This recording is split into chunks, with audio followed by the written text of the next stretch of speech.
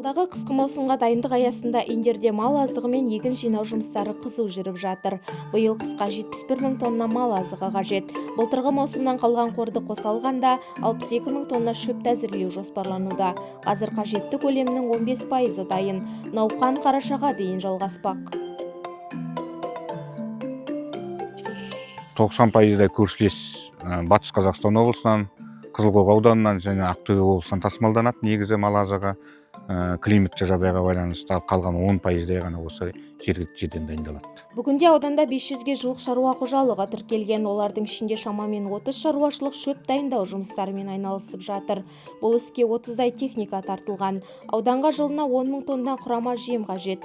Бұл өнім түгелдей дерлік Батыс Қазақстан облысынан тасымалданады. Осы ретте аудан басшылығының Ақжайық және Жаңақала аудандарының әкімдіктерімен мал азығын сатып алу бойынша өзара меморандумға қол қойғанын айта кетейік. Егін шаруашылығы да жақсы қарқын алып келеді. Биыл 1300 гектар егістік жерге дақыл егіліп, оған 50-ге жуық шаруашылық тартылған. 90% осы тамшылатып суару қолданады. Қазірде өніміміз жаман емес, енді жәрмеңкеге шығарып барынша сатылып жатыр. Картоптар қазір 220 теңгеден сатылып жатыр. Қарбыз, қауын, барлық түрлері бар.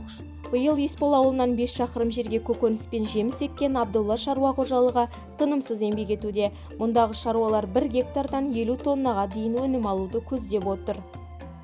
Бұл егістік аумағы 63 гектар жер. Көкөністерді сентябрьдің 20-ларына дейін жинап бітіреміз бәрі. Бұл жерде 20 шақты адам жұмыс жасайды. 5-6 техникамыз бар. Осы күннің ыстығында осы еңбегімізге сай жемісін беруде бәрі жақсы. Ауыл шаруашылығы ел экономикасының берік тірегі екенін ескерсек, Индер ауданы бұл бағыттағы жұмыстарды жүйелі түрде жүргізіп, облыс аумағын азық-түлікпен қамтамасыз етуге өз үлесін қосып келеді.